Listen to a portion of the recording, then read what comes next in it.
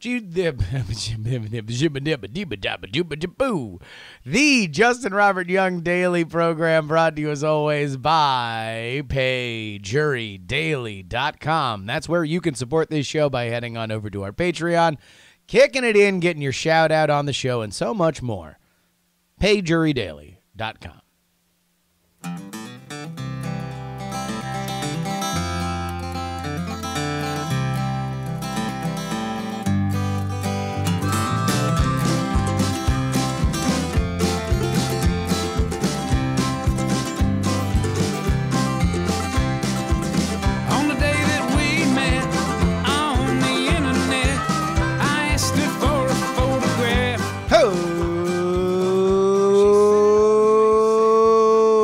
Ladies and gents, clear out the vents. It's your old pal, Justin Robert Young.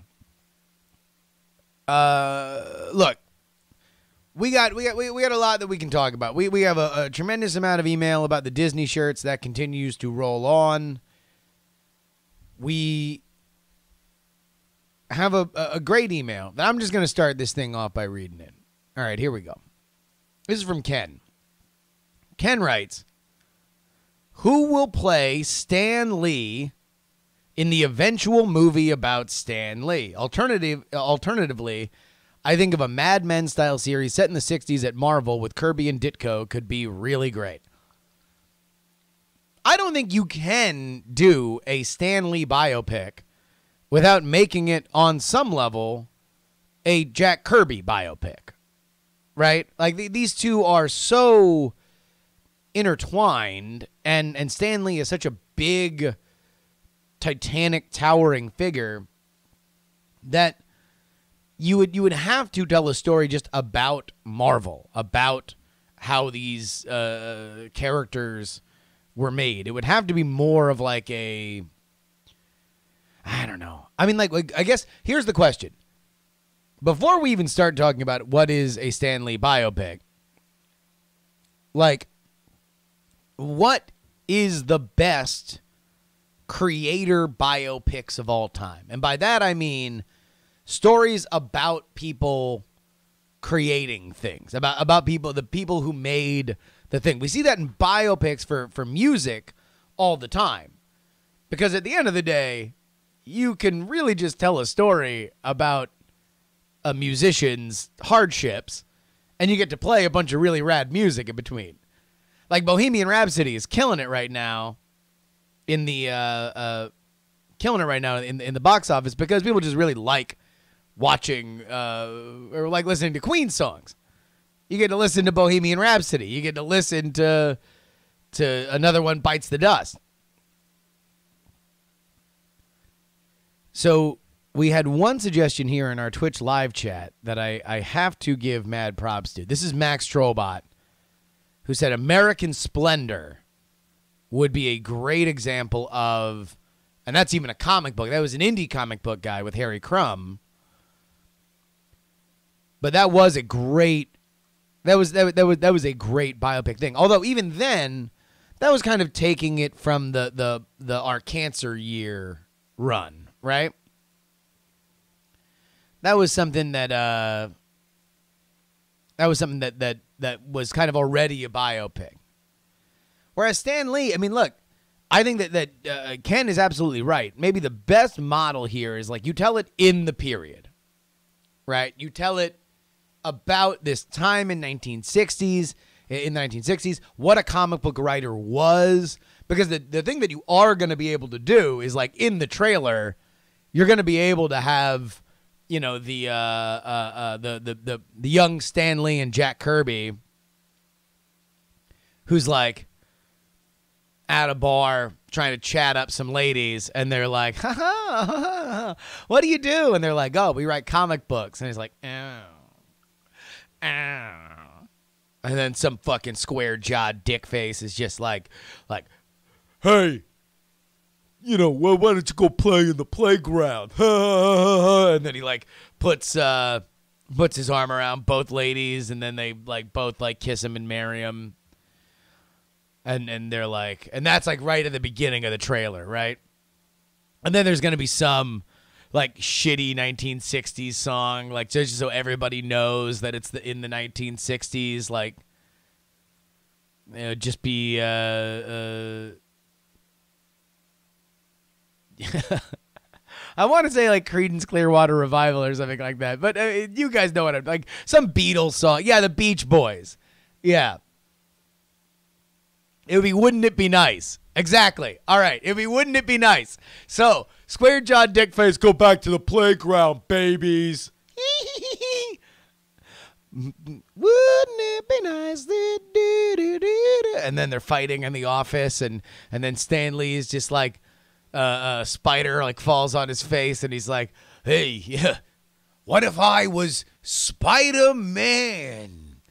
And then Ditko or Kirby like crumples up a piece of paper and throws it at his head, and he's like, that'll never work. And then a more upbeat 60s song when it's like, all the kids are buying Spider-Man.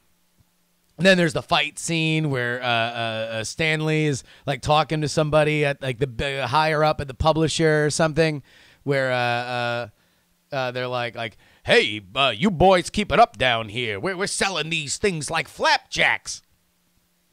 And Stan Lee says, "Oh, yeah, that's me. I'm the creator." And Jack Kirby's like, "What the fuck?" And so it just kind of sows a little like dissension in between the two of them. And then there's like fame and success, and all of a sudden like Stan Lee's like, you know, everyone's paying attention to him, and there's like fortune and glory, and Stan Lee's like writing his thing, and there's back and forth. There's a yelling scene where they're like you didn't do this on your own, Stan, and he's like, "Well, I coulda." And there's a nasty shit being said, and then it's you know like. Excelsior. That's got to be the name of it, right? Yeah, exactly. I see you got it. It's got to be Excelsior, the amazing true story of Stan Lee. But who plays Stan Lee? Who is our Stan Lee? It's got to be somebody little wiry, right? Little enthusiastic. Little spastic, maybe even. Because the Stan Lee that we know is old, but still very energetic. Stan Lee, after all. I don't know who I would cast now. I mean, there's a lot of people that are being like named here in the chat.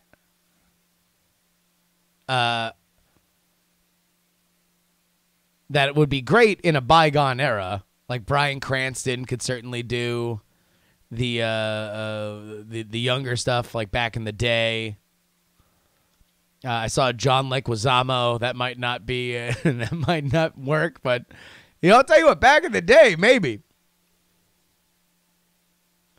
Really, all that we are looking at right now, and this is just a horrifying damnation of everybody that is listening to this show and watching it right now live on Twitch, is that none of you motherfuckers are naming an actor under 50 years old.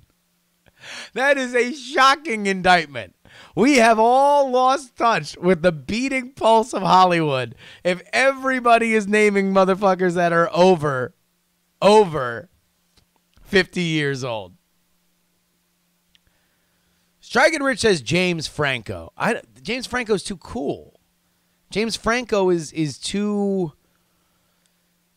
He's like, the story to me of Stan Lee is that he is somebody that is unrepentantly nerdy, unrepentantly creative, who now in 2018 became somebody that was super cool. He wrapped the world around him with his creativity. So it can't be somebody who we would look at and say, "Oh, you're definitely super cool." It would have to be somebody that we would want to watch become cool. So Striker Rich says Jesse Eisenberg, similar. Although the differences between a Mark Zuckerberg character and a Stan Lee character are kind of night and day in terms of electricity. Jesse Eisenberg was a great Mark Zuckerberg for being very quiet and reserved. You would imagine that a young Stan Lee would be more spastic than even the old Stan Lee would be. So basically, just think of who plays nerds. Who plays young nerds? Like, think more McLovin than anybody that you guys are naming right now. Think more like if Jonah Hill were skinnier. Does he have to be Jewish? Might have to be Jewish. Might have to. I don't know. How about you guys go ahead and email in what you think the actor who should play Stan Lee in the eventual and inevitable biopic should be. Go ahead and hit me up. JuRyDaily@gmail.com. Again, JuRyDaily@gmail.com. Phil writes, a little late, but from my experience with food and wine, most locals know that Epcot is going to be a bad place to bring kids during the event. They should probably just set a 4 p.m. curfew for anyone not there to barf in a trash can. Anyway, I think anything goes after 4 is my point. They might care before 4, but I think anyone who is over the bullshit and vomit coming out of these people in their witty shirts that they're just not even reading them anymore. Food and wine is gross. Phil, I mean, that is certainly one way to put it. I think you certainly have an opinion about food and wine. I mean, granted, I've been fairly blotto coming out of food and wine. It's a lot of booze. It's a lot of booze. I haven't seen a lot of vomit, though. Maybe you've gotten vomited on. I don't want to deny your story. Ben writes, your Don Knotts as the voice of the self-driving car discouraging hanky-panky in the back got me thinking. What would be the best celebrity voice to discourage that? Obviously, Barry White or Idris Elba would be bad choices. What would be the best choice to discourage sex? Tom Hanks giving you a friendly reminder? Seth Rogen making fun of you in some kind of Zack and Miri style? Or maybe Steve Buscemi just screaming at you? I would love to hear your thoughts and deliberation from the rest of the jurors. Ooh, this is a good one. This is a good one. Probably somebody grating, right? Somebody whose voice is very distinct. Something that would cut through the fog or any kind of, would ruin the mood immediately. So we're seeing a lot of really good examples here in the chat. Gilbert Gottfried being repeated a lot.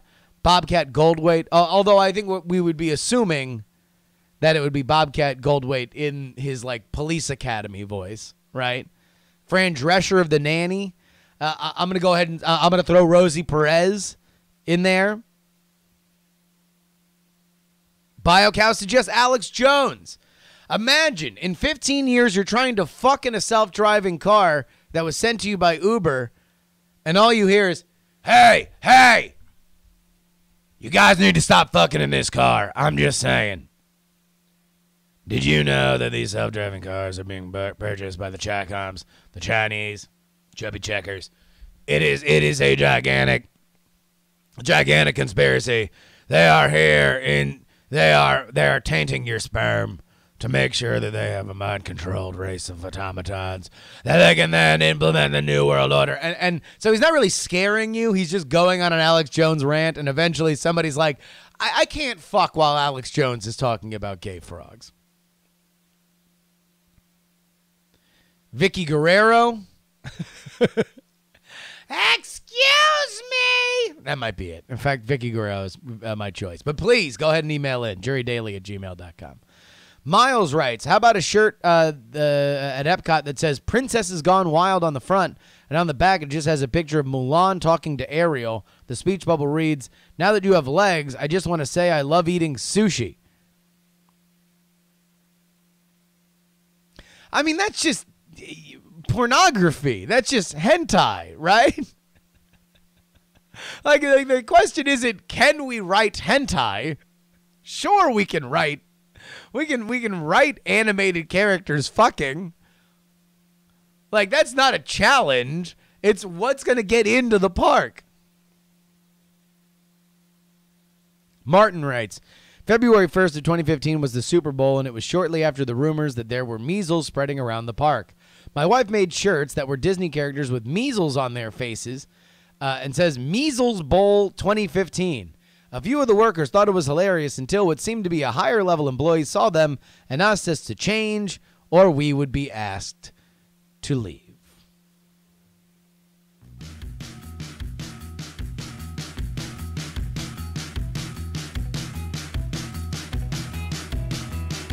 Folks, you can go ahead and email into us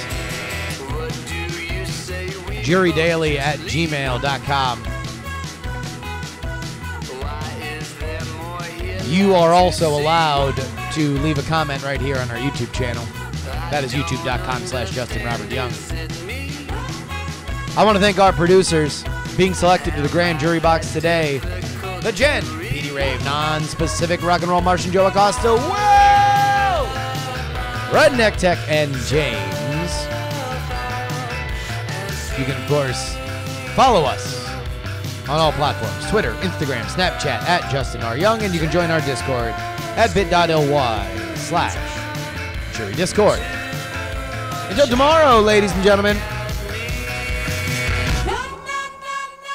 I will ask you very politely to give a round of applause to Mr. Wacky and ask you very explicitly to please. No! No!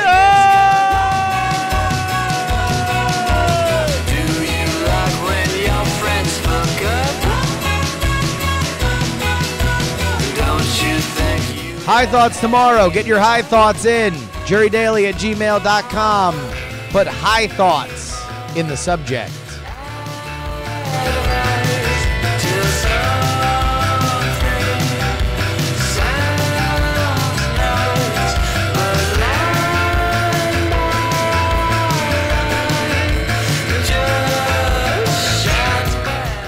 Diamond Club hopes you have enjoyed this program.